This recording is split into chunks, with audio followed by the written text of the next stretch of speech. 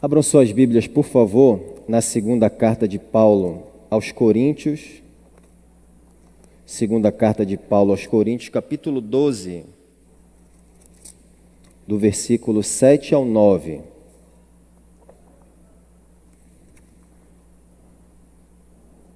Carta de Paulo aos Coríntios, segunda carta de Paulo aos Coríntios, capítulo 12, do verso 7 ao 9. E para que não me ensoberbecesse com a grandeza das revelações, foi-me posto um espinho na carne, mensageiro de Satanás para me esbofetear, a fim de que não me exalte. Por causa disso, 3 vezes pedi ao Senhor que o afastasse de mim. Então ele me disse: a minha graça te basta, porque o poder se aperfeiçoa na fraqueza. De boa vontade, pois, mais me gloriarei nas fraquezas, para que sobre mim repouse o poder de Cristo. Há mais de 2000 anos, o Senhor Jesus garantiu: no mundo tereis aflições, João 16:3. E desde então nós temos visto diversas mudanças que ocorreram no mundo, na ciência, na sociedade e etc. Mas todos nós concordamos, irmãos, que a vida ela é e ela permanece dolorosa. Isso daqui é invariável, passe o tempo que passar. A vida ela é cheia de dores, de tentações, decepções, frustrações, angústias, insultos, fraquezas, perdas e etc. Nós vivemos, e a razão disso é porque nós vivemos num mundo corrompido pelo pecado, e a nossa natureza também ela está caída. E nós estamos, assim como o mundo, em constante decadência. Nós não estamos evoluindo, mas em decadência constante. Jó, o justo, ele estava precisamente correto quando ele disse, lá no capítulo 5, verso 7 do seu livro: o homem nasce para os problemas, assim como as faíscas voam para cima. Mas que bom, irmãos, que o Senhor Jesus, ele também acrescentou aquela frase que eu disse lá no início, o seguinte: animem-se, pois eu venci o mundo. Animem-se, encorajem-se, lembrem que eu venci o mundo. Nós, irmãos, somos assolados por problema sobre problema. Essa é a realidade básica desta vida aqui. E por isso que nós precisamos é de graça sobre graça. Problema sobre problema precisa de graça sobre graça.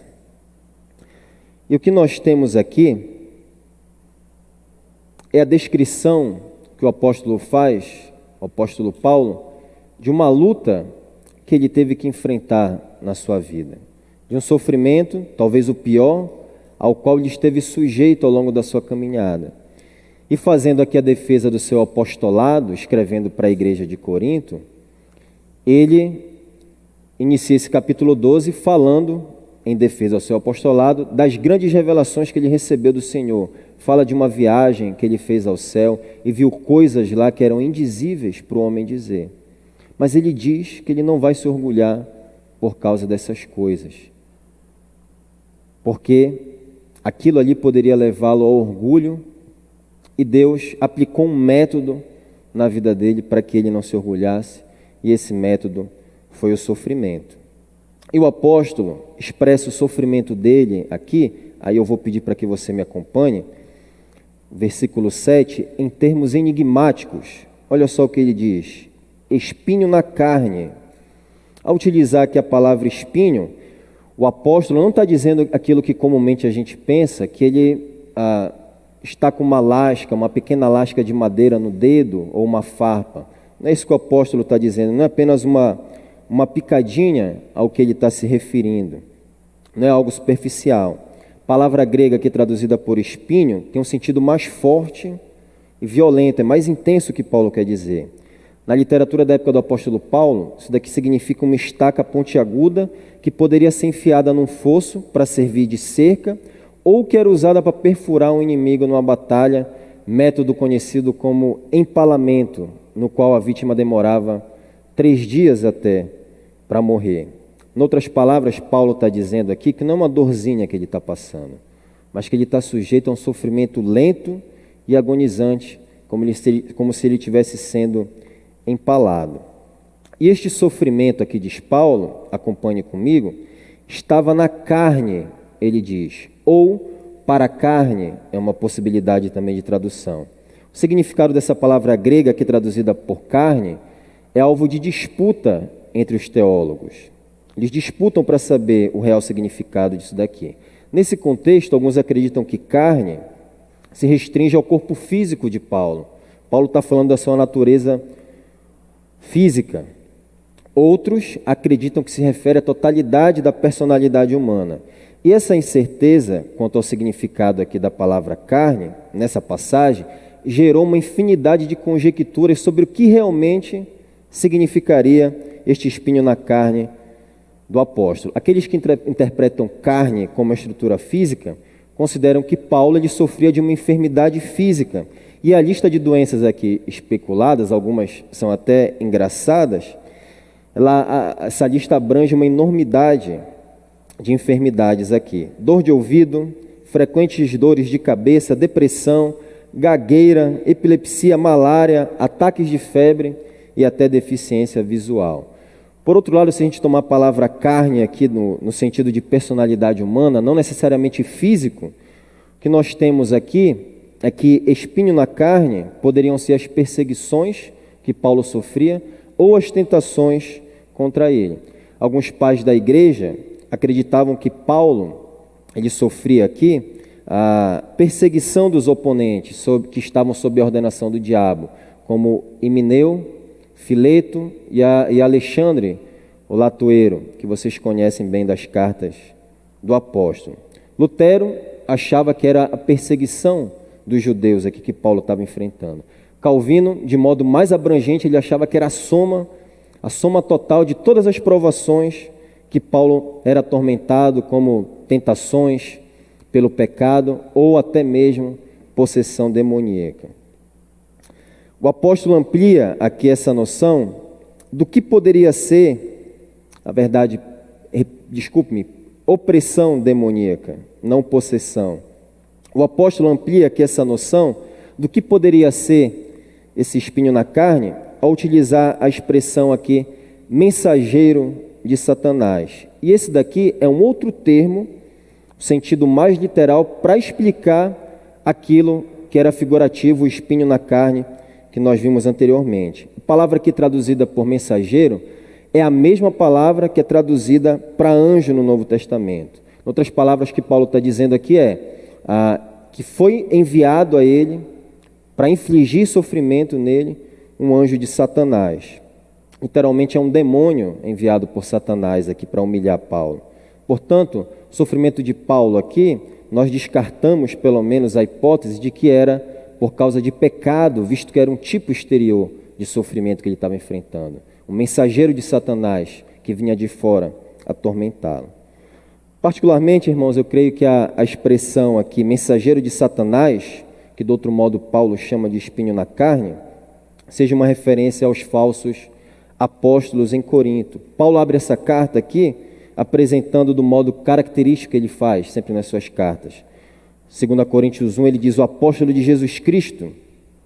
E aí nós sabemos que o Senhor Jesus Cristo enviou Paulo para pregar a verdade do Evangelho e plantar aquela igreja de Corinto ali, com temor e tremor, quando ele chegou ali naquela cidade. E aquela igreja estava fundamentada no ensino dos apóstolos. E Satanás, o adversário de Deus, envia os apóstolos dele, os enviados dele, para espalhar mentiras e transformar a igreja de Cristo numa sinagoga de Satanás. É isso que o apóstolo diz precisamente, 2 Coríntios 11, 13 e 15, que Satanás espalha os falsos mestres na igreja de Cristo. 2 Coríntios 11, 13 a 15 diz assim, esses indivíduos são falsos apóstolos, obreiros enganosos, disfarçados de apóstolo de Cristo, mas não me surpreendo, até mesmo Satanás se disfarça de anjo de luz. Portanto, não é de admirar que seus servos também finjam ser servos da justiça. No fim, receberão o castigo que suas obras merecem. No outro lugar, Paulo revela que são os espíritos mentirosos, enganadores, que desviam as pessoas. Ele diz em 1 Timóteo 4:1, ouça as palavras do apóstolo. O Espírito de Deus diz claramente que nos últimos tempos alguns se desviarão do caminho da fé, passando a dar ouvidos a espíritos enganadores e a doutrinas de demônios. Estes dizem-lhe mentiras com o maior descaramento, e a sua própria consciência se tornou insensível. Apoiando essa interpretação que eu estou dizendo aos irmãos, de que o espinho na carne de Paulo eram os falsos apóstolos e mestres, embora seja apenas uma conjectura, está o fato de que o Antigo Testamento, às vezes, usa uma linguagem figurada, a linguagem figurada espinhos, para se referir aos inimigos do povo de Deus. Observa só a advertência de Deus a Israel, por meio de Moisés, antes do povo atravessar o Jordão para a terra de Canaã, em Números 33:55. Números 33:55 diz assim: se negarem a lançar fora o povo que aí vive, os que lá ficarem farão arder os vossos olhos e serão como espinhos na vossa carne. Nós sabemos que Israel não expulsou os estrangeiros de lá, e essa palavra vai se repetir em Juízes 2:3. Juízes 2:3 diz: agora, visto que quebraram a aliança feita comigo, esta deixou de ter efeito, e já não prometo destruir as nações que vivem nesta terra. Pelo contrário, elas serão como espinhos na carne. Então, se nós estivermos certos aqui, irmãos, é coerente com o testemunho do apóstolo Paulo, de que o sofrimento severo dele veio da sua preocupação, a sua constante preocupação com a igreja e aos falsos ensinos aos quais ela estava sujeita. Voltando para 2 Coríntios, ele diz lá no capítulo 11, verso 28 e 29, além disso tudo, pesa sobre mim diariamente a preocupação com todas as igrejas. Quem está fraco, que eu também não sinta fraqueza? Quem se deixa levar pelo caminho errado, que a indignação não me consuma? Então é possível que fosse isso daqui que estivesse assolando, deprimindo, deixando o apóstolo a constância desses acontecimentos ao longo do ministério dele, as traições, as pessoas se desviando, as oposições. É possível que seja isso que estivesse deixando o apóstolo Paulo em profunda tristeza. E o apóstolo já descreveu esse sofrimento dele aqui como se fosse uma estaca atravessando ele. Agora ele vai avançar, ele vai colocar isso daqui em termos de alguém que é ferido no rosto. Você olhar no seu texto aí, ele diz, para me esbofetear, diz o apóstolo. E a ideia aqui é de um tratamento duro e humilhante. É um tratamento indigno aplicado aqui pelo mensageiro de Satanás. Alguém que é ferido no rosto. E a palavra aqui, traduzida por esbofetear, no original grego, indica uma ação contínua aqui. Então, em outras palavras, o que Paulo está dizendo aqui é o seguinte: foi-me enviado um mensageiro de Satanás para me impor um tratamento duro e humilhante, de modo constante, repetitivo. É o que Paulo está dizendo aqui. Agora é importante observar, irmãos, que o apóstolo diz que este espinho na carne, este sofrimento contínuo, foi-me posto, diz ele. A palavra grega aqui, traduzida por posto, significa literalmente dar, conceder. É usada, por exemplo, para se referir a alguém que dá um presente a uma outra pessoa. Então a questão importante aqui é, a esta altura, queridos irmãos, quem deu este espinho na carne para o apóstolo? Quem concedeu este sofrimento para ele como um presente? Não tenho dúvidas aqui que quem presenteou Paulo com esse sofrimento foi o próprio Deus. E Deus deu este presente não solicitado para Paulo, e quando foi dado para ele, Paulo não quis. E o fato de Deus ser o doador deste espinho aqui é particularmente claro por duas razões. A primeira, porque só é Deus quem se preocupa com a humildade dos seus servos. Satanás não está preocupado em nos fazer mais humildes. O Senhor diz lá em Isaías 66:2: a este eu estimo, humilde e contrito de espírito, que treme diante da minha palavra. Isaías 66, 2. Em contraposição à estima de Deus pelo humilde, Satanás quer nos tornar orgulhosos, e é o orgulho quem define a própria natureza de Satanás. A segunda prova, irmãos, de que este espinho, em última análise, tem uma causa divina, se deve à maravilhosa realidade que Deus, Ele é soberano. Deus, Ele é soberano em todos os momentos e sobre todos os demônios. Deus, Ele é soberano sobre todas as coisas. Até o diabo é o diabo de Deus, que faz o que Ele manda. Deus usa até mesmo Satanás, irmãos, e seus demônios para cumprir os seus propósitos justos na vida dos seus servos. Vocês se lembram da história de Jó e como Satanás arrebentou a vida de Jó debaixo da permissão de Deus. Vocês lembram também que Deus deixou que Satanás fosse atrás de Pedro também. E o apóstolo Paulo sabia disto aqui, e isso daqui fica particularmente claro porque o apóstolo não concentra suas atenções em Satanás.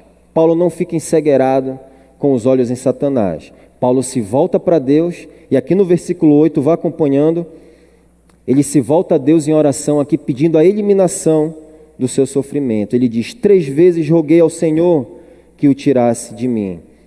A questão vital aqui, e é importante que nós entendamos bem esse ponto, é que nada acontece, irmãos, fora da vontade de Deus. Todos nós temos uma estaca na nossa carne, nos causando incômodo, desconforto.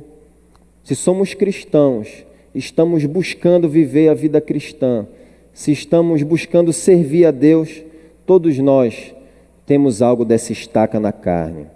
O que é que está te atormentando? Como foi que você chegou aqui essa noite?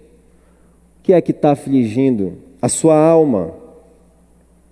Agora, seja lá qual for o sofrimento que esteja com você, é importante que você reconheça que tudo está sob a direção divina.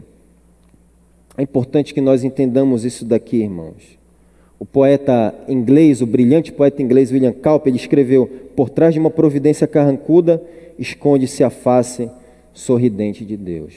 Quando nós não estamos entendendo absolutamente nada daquele incômodo, daquela dor lancinante que nós estamos, a qual nós estamos sendo sujeitos, quando nós nos desesperamos, Deus está por trás de toda essa confusão, olhando para frente, vendo mais adiante, sorrindo, porque Ele tem coisas boas para os seus filhos. Agora, qual é a razão aqui desse sofrimento do apóstolo? Por que esse espinho aqui e estas bofetadas constantes em Paulo? Qual é o propósito deste suplício aqui que Paulo está nos relatando? Paulo dá a mesma razão aqui para esse sofrimento 2 vezes nesse versículo.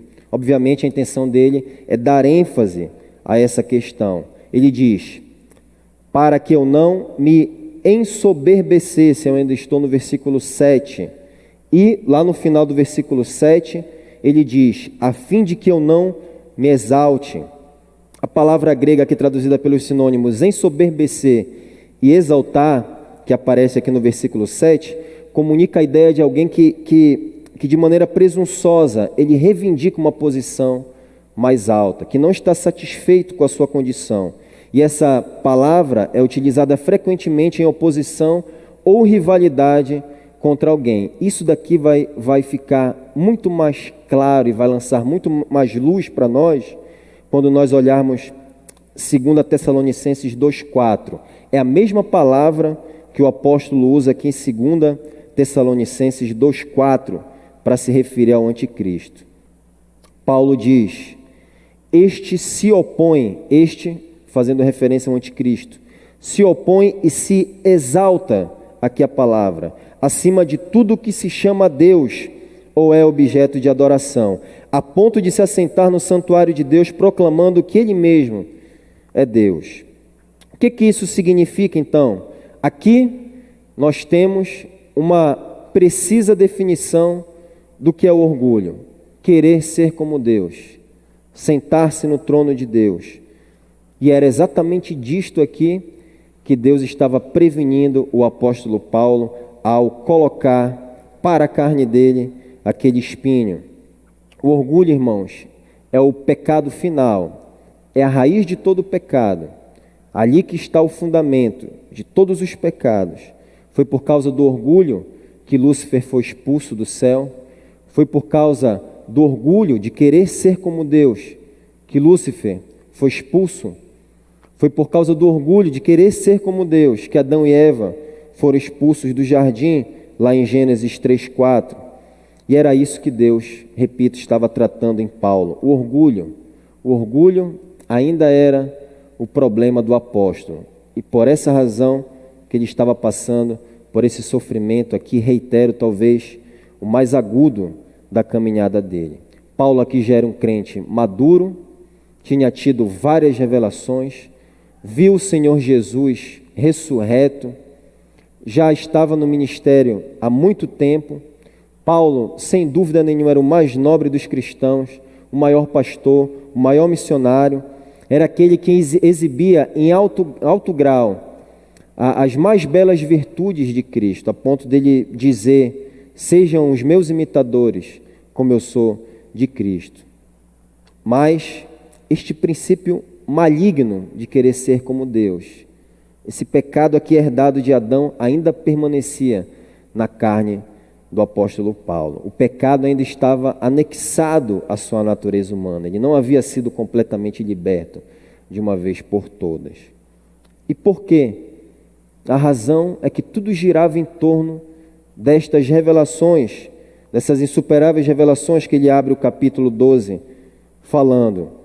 Paulo recebeu essas revelações, essas insuperáveis revelações, aquelas experiências espirituais maravilhosas, únicas. Ninguém mais teve essas revelações que Paulo teve, como na estrada de Damasco, ou a viagem ao céu que ele abre esse capítulo 12, descrevendo.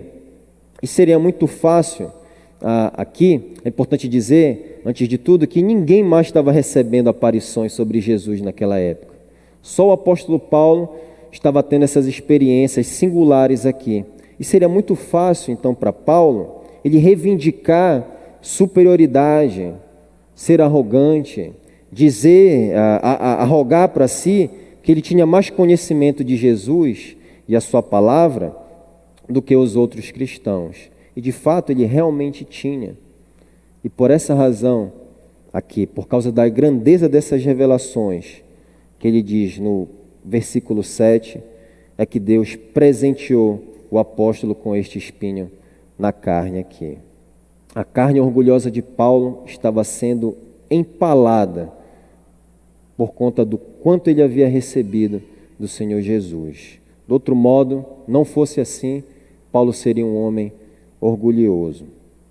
A lição que nós aprendemos aqui, irmãos, que a grande obra de Deus na vida do crente é torná-lo humilde. Não há nada que Deus mais opere em fazer nas nossas vidas, todos nós, a começar por mim, não há nada que Deus mais opere na nossa vida do que o fruto da humildade. Para controlar nossa tendência orgulhosa, saiba disto: o Senhor muitas vezes, ao longo da nossa vida, vai nos humilhar, cravando uma estaca na nossa carne, assim como Ele fez com o apóstolo Paulo. Forjar crentes humildes, irmãos, é fundamental para Deus. Tão fundamental que às vezes Ele vai permitir que até Satanás atormente as nossas vidas e atormente a sua igreja. De tão fundamental para Deus que é que seus servos sejam humildes. Então é importante que nós entendamos bem isto. O caminho para a humildade é o sofrimento. Não falo como quem tenha alcançado estas coisas, mas aqui como um intérprete da palavra de Deus, compartilhando os ensinos do apóstolo. Portanto, antes de nós culparmos a Deus ou as pessoas pelo nosso sofrimento, pelo seu sofrimento, receba o sofrimento como um presente de Deus para a sua vida, para torná-lo humilde. ao invés de ficar questionando, ao invés de ficar debatendo com Deus, receba como um presente de Deus para torná-lo humilde. Embora isso não seja agradável à nossa carne. E é isto que nós estamos vendo aqui na vida do apóstolo. Mas Deus, nunca esqueça, é aquele que pode tornar o mal em bem, como é expresso na história de José em Gênesis 50, 20. Agora eu quero expandir um pouco mais esse ponto aqui, ainda mantendo sua atenção comigo. É importante observar aqui que Deus, ele revelou a razão do sofrimento do apóstolo Paulo. Ele disse ao apóstolo Paulo que era para que ele não se ensoberbecesse. Ficou bem claro. Mas esta aqui não é uma regra geral no método de Deus tratar com seus filhos. É possível que Deus diga a razão do nosso sofrimento, que Ele comunique ao nosso coração, que Ele fale através da palavra, de uma pregação, mas não significa que Deus sempre fará dessa maneira. Essa não é uma regra absoluta. E este princípio aqui nós podemos comprovar na história de Jó. Jó enfrentou um doloroso luto, a pobreza extrema, severo problema de saúde, foi abandonado pelos amigos, perdeu o apoio da esposa. A esposa disse que era para ele amaldiçoar a Deus e deixar tudo aquilo de mão. E o próprio Jó chegou a amaldiçoar o dia do seu nascimento. Nós, pelo relato bíblico, se nós lemos Jó, nós sabemos que Jó estava sofrendo porque tinha algo acontecendo no mundo espiritual. Satanás foi até lá, pediu permissão para Deus para tocar na vida de Jó. Nós sabemos disso daqui, por causa da Bíblia. Mas Jó não sabia de nada disso daqui. As coisas estavam acontecendo nesse plano e Jó não tinha noção daquilo que estava acontecendo. E os próprios amigos dele achavam até que ele estava em pecado, que ele estava escondendo alguma coisa. E por isso que aquela ruína estava acontecendo na vida dele. Depois, no entanto, Deus restaurou a sorte de Jó, lá no final do livro, mas não lhe disse a razão do seu sofrimento. Jó continuou sem saber a razão do seu sofrimento, porque ele tinha passado por tudo aquilo. Então isso nos ensina, irmãos, que Deus ele não tem obrigação de nos dar explicações. Deus não tem obrigação de dizer por que nós estamos sofrendo. Ele sabe o que é melhor, implorar, clamar.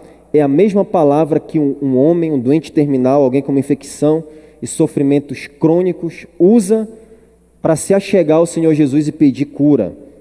Olha só lá a história, está em Marcos capítulo 1, não coloquei aqui a referência, mas está em Marcos capítulo 1, final do capítulo 1. Um leproso aproximou-se dele e suplicou-lhe, aqui a palavra, de joelhos, um homem desesperado aqui, com o seu destino terminal certo. Se quiseres, podes purificar-me. Então, isso daqui significa que Paulo estava agonizando em oração. E ele nos diz que fez isso 3 vezes, indicando repetição. Nós não sabemos se foram 3 vezes seguidas ou se foram 3 vezes em ocasiões diferentes. Isso daqui não importa. O ponto é que o sofrimento levou Paulo para mais perto de Deus. Colocou ele aos pés de Deus. A aflição conservou Paulo em contínua oração, contínua dependência de Deus, com o espírito quebrantado, no estado de humilhação, ali aos pés do Senhor. O sofrimento teve um efeito positivo na vida de oração do apóstolo Paulo. Manteve ele de joelhos ali. Agora permita-me lhe perguntar, querido irmão, este espinho na sua carne está tendo um efeito positivo na sua vida de oração? O seu problema está forjando um crente mais dependente de Deus ou um crente mais amargurado e murmurador? Qual o efeito que o sofrimento está tendo na sua vida? Se nós formos honestos, nós vamos ter que admitir que o método da maioria dos crentes é bastante distinto do método do apóstolo. A verdade é que a maioria de nós quer sair imediatamente da presença de Deus e resolver a questão com os nossos próprios recursos, ao invés de lutar com Deus ali em oração, até que Ele responda. Chegamos agora no último versículo, versículo 9, e levantamos aqui a questão: o que é que Deus responde à oração de Paulo por alívio? Qual a resposta do Senhor a Paulo? O apóstolo nos dá aqui essa resposta. Versículo 9. Então ele me disse: a minha graça te basta, porque o poder se aperfeiçoa na fraqueza. De boa vontade, pois, mais me gloriarei nas fraquezas, para que sobre mim repouse o poder de Cristo. Neste versículo aqui, nós temos o cerne desta passagem e o título da mensagem dessa noite. A declaração: a minha graça te basta. Observem comigo que Deus respondeu à oração de Paulo, mas não concedendo exatamente aquilo que Paulo pedia. Paulo estava orando pelo fim do seu sofrimento. E qual foi a resposta de Deus? Deus deu alívio para ele, não removendo o espinho na carne, mas deu graça a Paulo para suportar aquele sofrimento. Esse foi o método de Deus aqui com Paulo. O princípio aqui, irmãos, é que Deus ele usa seu sofrimento usa o sofrimento para demonstrar graça aos seus servos. Talvez isso que esteja acontecendo com você, talvez você não tenha enxergado ainda, ou o que aconteceu, mas é para que Deus demonstre a graça dele, para que você veja de uma maneira mais vívida, resplandecente, clara, a graça de Deus. E essa palavra graça é um dos grandes termos do Novo Testamento. Essa palavra aparece 155 vezes no Novo Testamento. E esse termo aqui ele se repete com frequência porque de fato nós vivemos na graça. A graça é abundante nas nossas vidas, é abundante no Novo Testamento, é abundante nesse mundo, é abundante para os filhos de Deus. E essa palavra se refere, vocês sabem, ao favor divino concedido à humanidade que não merece o favor de Deus. Deus concede graciosamente, tão somente em Cristo é que essa graça pode vir a nós. Olha só o que o apóstolo João diz, numa declaração magnífica que ele faz, em João 1,14. João 1,14 diz assim, ouça: assim o verbo Jesus se tornou ser humano, carne e osso, e habitou entre nós. Ele era cheio de graça. E essa declaração vai para o versículo 16, é seguida por uma outra declaração que diz assim: de sua plenitude todos nós recebemos graça sobre graça. O Jesus cheio de graça nos deu graça sobre graça. E além de nós recebemos graça, irmãos, repetidamente, como nós lemos aqui, o apóstolo Paulo nos diz que essa graça que nos mantém dentro de um ambiente de segurança, que nos mantém de pé. Ouça Romanos 5:2, 5:1 e 2. Tendo sido, pois, justificados pela fé, temos paz com Deus por nosso Senhor Jesus Cristo, por meio de quem obtivemos acesso pela fé a esta graça na qual agora estamos firmes. É o que nos interessa aqui. Mais adiante, neste mesmo capítulo 5, verso 17, Paulo diz que Deus nos deu abundância de graça. Olha só o que ele diz: se pela ofensa de um e por meio de um só reinou a morte, muito mais os que recebem abundância de graça e o dom da justiça reinarão em vida por meio de um só, a saber, Jesus Cristo.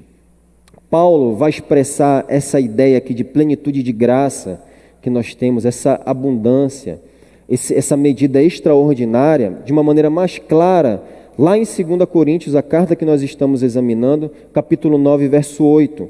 Paulo diz: e Deus é poderoso, 2 Coríntios 9, 8. E Deus é poderoso para fazer que lhes seja acrescentada toda a graça, para que em todas as coisas, em todo tempo, tendo tudo que é necessário, vocês transbordem em toda boa obra. Observa só, em toda a graça. Não apenas graça sobre graça, mas em toda medida de graça. Então essas passagens aqui, irmãos, essas passagens maravilhosas, elas nos ensinam a ideia bem distinta, que Deus ele não economiza a graça. Deus não está economizando graça para as nossas vidas, uma vez que nós temos abundantes problemas. E por que Ele não está economizando? Porque nós precisamos de muita graça para viver nesse mundo que está caído. E a nossa condição também é miserável. Nós precisamos de graça sobre graça. Toda a nossa vida em Cristo, ela é vivida dentro de um ambiente de graça. Toda a nossa vida em Cristo Jesus está encharcada de graça. E Deus nos dá mais do que o suficiente para que nós enfrentemos as aflições dessa vida. Não apenas ocasionalmente, mas em todo o tempo, em todas as circunstâncias. Toda graça e graça sobre graça. E Deus estava usando esse sofrimento para mostrar a suficiência da sua graça para o apóstolo Paulo. Observa só como a Escritura ela é maravilhosa. Quantos ensinamentos tem? A gente vem discorrendo desde lá do início para mostrar que Deus estava trabalhando no caráter do apóstolo Paulo. O sofrimento era para provar o caráter do apóstolo Paulo e saber se de fato ele estava realmente satisfeito na graça do Senhor. Agora observe, irmãos, que é precisamente disto que Deus relembra Paulo. Deus não diz nada novo aqui para ele. Deus não está dizendo nada novo para Paulo, nada que ele não soubesse. Mas Deus está abrindo os olhos do apóstolo para que ele enxergasse a graça que ele já tem, que ele já tinha em todas as circunstâncias, em abundância, para tudo que ele precisa. Note que a resposta de Deus aqui não é eu te darei graça suficiente. A resposta de Deus aqui é a minha graça que tu tens agora é suficiente para ti, Paulo. A minha graça te basta, Paulo. Tu sabes disso. É o que Deus está comunicando ao apóstolo aqui. Querido irmão, concluindo essa mensagem, eu quero te encorajar, te exortar em amor, a pedir que você e eu abramos os nossos olhos para enxergar a graça abundante que nós já possuímos em Cristo Jesus.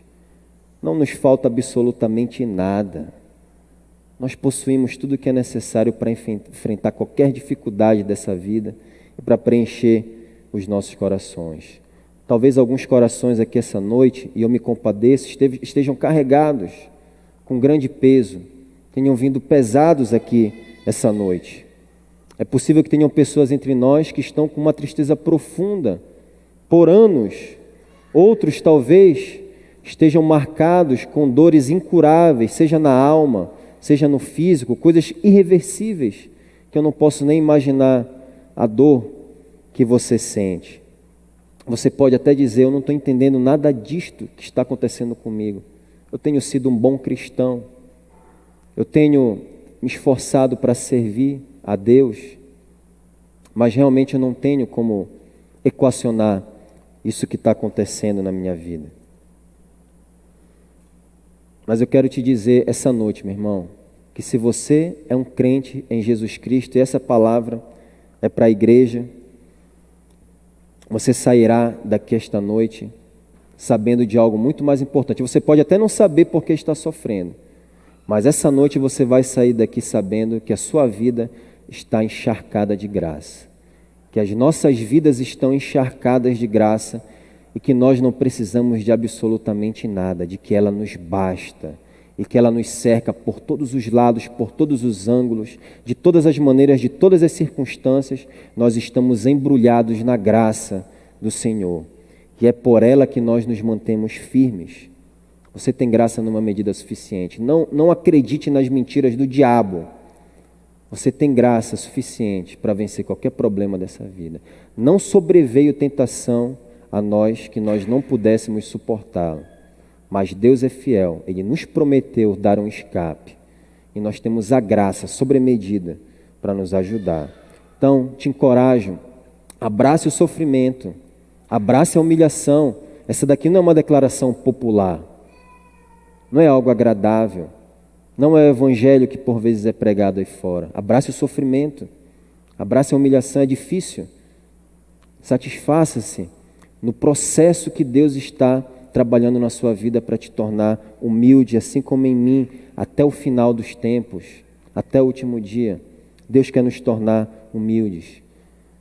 Vamos bendizer a Deus por aquilo que nos humilha. E orar, Deus, faz o que for preciso, me humilha. Me humilha para que eu seja mais parecido contigo. Faz o que tem que ser feito. Não nos deixe que todo o conhecimento que estejamos recebendo aqui nessa igreja, que somos abençoados, aprendemos tanto, essas grandes revelações da palavra, que isso nos ensoberbeça, nos mantenha humildes no Senhor.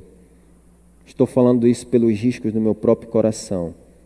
Receba, irmão, o bom presente da graça, até que você se alegre em Cristo e diga: quando sou fraco, então é que sou forte.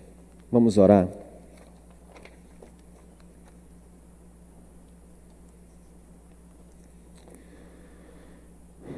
Ó Pai, Pai do nosso Senhor Jesus Cristo, Deus de toda graça, cheio de graça, precisamos da Tua misericórdia, do Teu amor. E eu oro para que a Tua graça superabunde na vida dos meus irmãos, que nessa noite estão sofrendo, estão com este espinho na carne, Pai.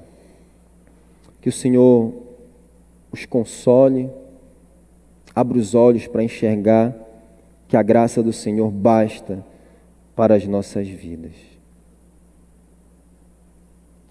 Que a nossa vida seja assim, Pai, sempre conscientes da graça que o Senhor tem nos concedido.